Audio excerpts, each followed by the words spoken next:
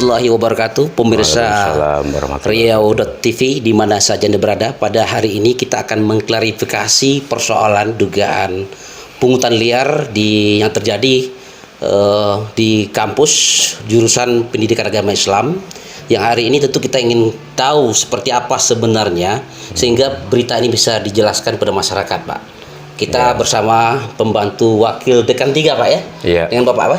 Nur Salim. Pak Nur Salim, bisa Bapak jelaskan sedikit, Pak? Insya Allah. Apa yang terjadi, yang berkembang di tengah-tengah masyarakat kita hari ini? Baik, terima kasih. Jadi kita di Fakultas Tarbiyah dan UIN pada umumnya, setiap mahasiswa itu sebelum menyelesaikan studi wajib menguasai juz 30. Iya. Nah, itu. Jadi untuk jurusan PAI ini, mahasiswa itu selain mereka sudah diuji oleh PA-nya, untuk memastikan maka Kajur PAI dalam hal ini Bu Afrida juga mengecek kembali tentang kemampuan mereka dalam menghafal surah atau juz 30 tadi. Nah, itu. Jadi karena jumlah mahasiswa itu cukup banyak, tentu saja tidak semuanya bisa masuk sekaligus, tapi tentu bergantian. Nah, jadi dalam hal ini Bu Afrida tentu kalau mahasiswa itu belum hafal, tentu disuruh menghafal kembali, sehingga tidak bisa diterima atau di-ACC begitu saja. Sementara berita tentang pungutan liar yang beredar di Riau Online, itu setelah kami klarifikasi dan kami cek, itu tidak terjadi sama sekali. Itu tidak ada. Dan mahasiswa yang ditunda, artinya mereka karena dia tidak hafal juz 30 tadi, itu ditunda, hanya mereka disuruh menghafal kembali, itu saja. Tapi yang pungutan liar, apalagi sampai kami baca sangat miris sekali, membeli lemari seharga 6 juta, itu berita itu tidak benar.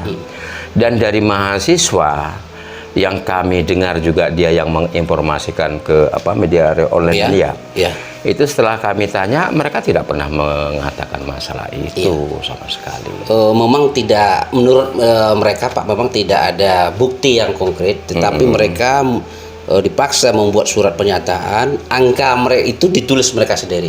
Bahkan menurut mereka nih Pak menurut mereka ketika itu mereka harus mereka harus bayar, terus plus dengan dendanya, gitu Pak.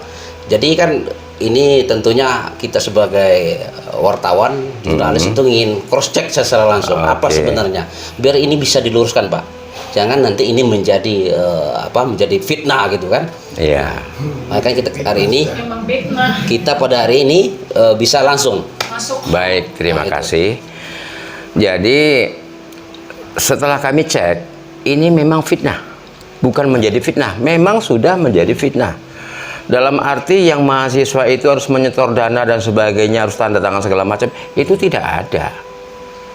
Tidak ada, itu hanya berita yang mungkin hanya faktor ketidaksukaan seseorang diisu-isukan, dan ini yang kami sesalkan mengapa menjadi berita umum yang dikonsumsi oleh masyarakat umum.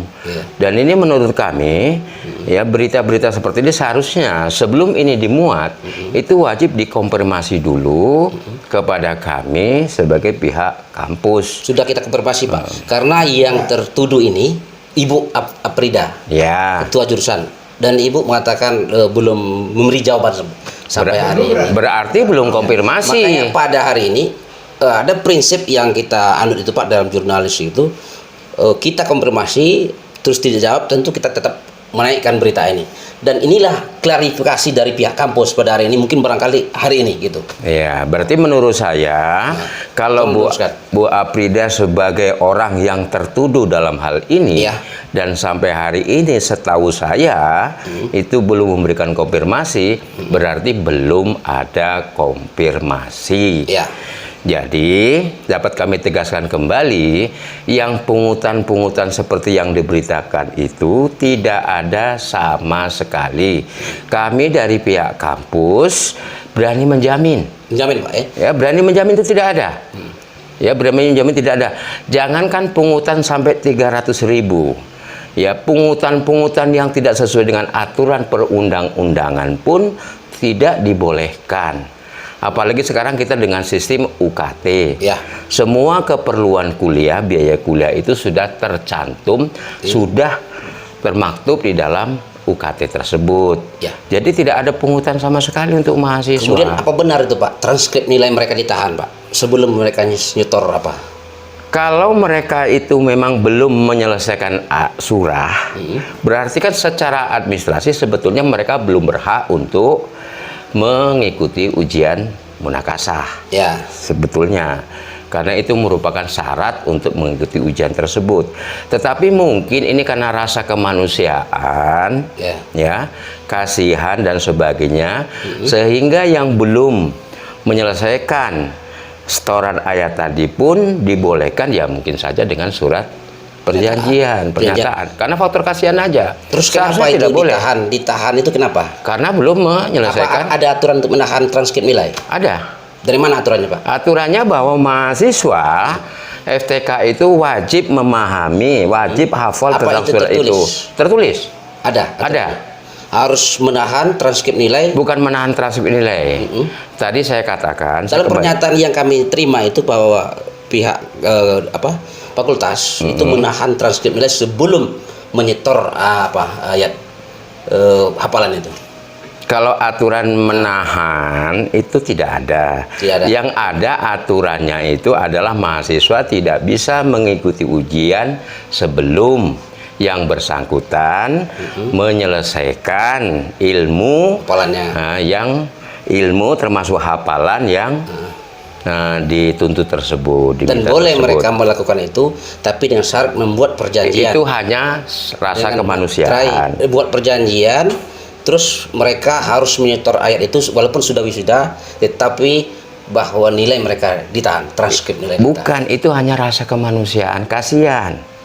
Karena rasa kemanusiaan sebagai manusia itulah yang seharusnya mahasiswa ini belum bisa ikut ujian, tapi karena kita kasihan, sementara ini persyaratan, lah itulah yang tadi dibuat surat pernyataan. Dasarnya apa Pak?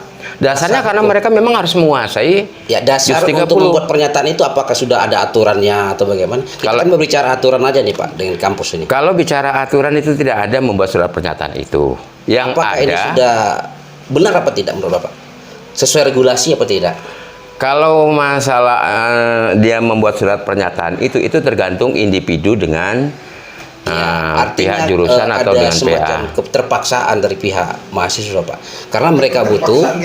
Bukan mohon maaf ya, saudara ini interogasi atau wawancara? Interogasi. Kita ingin tahu mengoreksi apa sebenarnya yang terjadi. Sebenarnya mereka wajib menguasai juz 30. Betul. Ya, jadi kalau mereka belum menguasai juz 30 itu mereka tidak berhak mengikuti ujian. Boleh. Nah, kalau mereka belum pernah belum mengikuti ujian, tentu mereka harus membayar UKT dan sebagainya. Iya.